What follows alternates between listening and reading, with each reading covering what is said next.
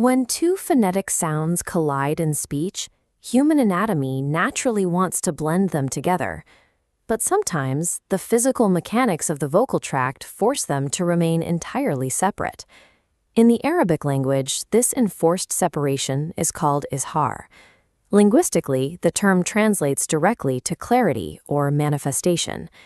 In the applied science of Tajweed, Izhar Halqi dictates exactly how to handle the Noon Sakinah, a static N consonant, or the Tanween, the N sound generated at the end of a vowel.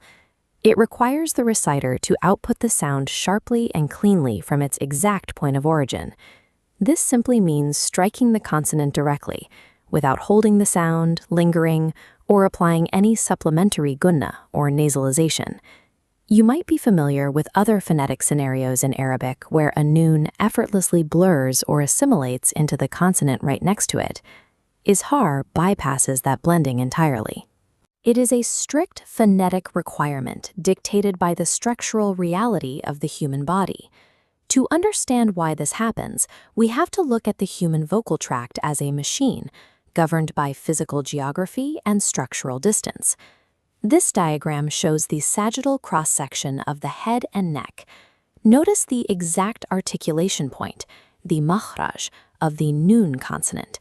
It happens right here, where the tip of the tongue strikes the upper gums. Now look further down. The region known as the Halq, or the throat, serves as the opposing origin point for a very specific set of letters. Notice the considerable gap between the tip of the tongue and the throat canal. This spatial gap creates physical friction. Because the noon originates at the very front of the mouth and the throat letters originate deep in the vocal tract, trying to seamlessly merge the two sounds becomes mechanically inefficient. Attempting to hide or assimilate the noon into a throat letter forces the muscles to stretch unnaturally across that void, requiring excessive effort for the speaker. Because of this anatomical divide, keeping the two sounds sharply separated and maintaining absolute clarity is actually the physical path of least resistance. This rule of separation is triggered by exactly 6 specific consonants, all of which reside exclusively within the Halq. We can see them arranged in distinct pairings. First pairing, Hamza and Ha.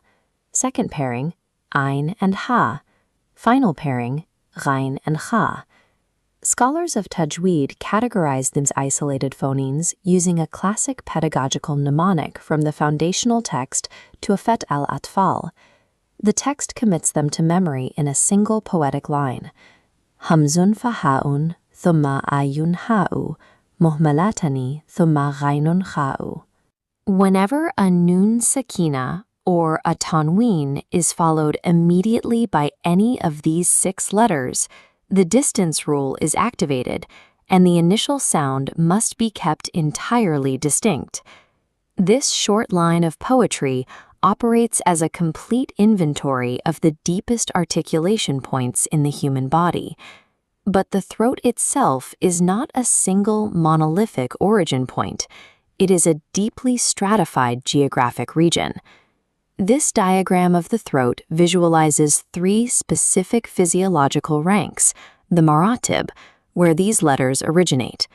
We begin with the ulya. Phonetically, this is the highest rank, ironically representing the deepest point in the canal, furthest from the mouth. It houses the Hamza and Ha. Because the spatial distance from the tongue tip to this deep sector is at its maximum, the necessity for izhar, or clarity, is most severe. Moving up, we reach the wusta, the central region of the throat, producing the ain and ha. Finally, we arrive at the dunya. This shallowest section sits closest to the back of the tongue, where the ain and ha are articulated. As the articulation points move up the throat and closer to the tongue, the mechanical necessity for clarity marginally decreases, though the rule of separation remains absolute. The intensity of the izhar maps directly to this 3-tiered internal topography. To ensure this physical separation is executed correctly, the Uthmani script of the Quran provides an exact set of visual instructions. These phonetic collisions happen in 2 environments: A Noon Sakinah can encounter a throat letter within a single word, or it can bridge the gap across two separate words. A Tanween, however, only ever manifests at the extreme end of the word, forcing the collision to always occur across a two-word boundary. When these conditions are met, the text adapts. The diacritics printed on the page act as precise mechanical blueprints for your vocal tract. This vector details the shape of the sukoon, indicating Izhar Halqi. Instead of a closed circle, it's unclosed and crescent-shaped, perfectly modeled after the miniature head of the letter ha. This unclosed geometry visually instructs the reciter, signaling pure, unblended clarity. We see a similar system applied to the vowels. This layout displays the three Tanween marks, the fathatain, kasratain, and damatain, when they precede a throat letter. Measurement lines confirm that the parallel strokes are perfectly stacked, flush, and mathematically aligned. There is zero stagger between the lines. This aligned formation physically instructs the reader to execute the sound with zero assimilation. The orthography relies on alignment and sharp edges, hard-coding the physical distance of the human throat directly onto the two-dimensional page. Reading the text and moving the body are not separate tasks. They are two sides of the exact same mechanical process. An aligned Tanween triggers an instantaneous chain reaction. The anatomical model's tongue sharply strikes the upper gums for the N sound, releasing cleanly. Immediately, a deep throat stratum activates. Here, a burst of air originates from the lowest stratum to pronounce the hamza. Attempting to bypass the izhar in this sequence forces the body into a mechanical paradox, fighting against its own spatial design. Accurate recitation simply means honoring the structural architecture of human speech. The rule of Izhar Halqi exists as the inevitable phonetic consequence of the vast spatial distance between the tongue and the throat. The mechanics are stabilized by an isolated set of 6 letters, anchored across 3 distinct internal strata, and communicated through an exact set of orthographic symbols. True mastery of Tajweed requires stepping past rote memorization.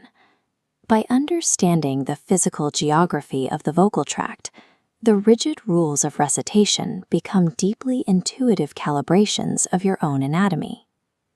When you map the structural distance, the absolute clarity of the text naturally follows.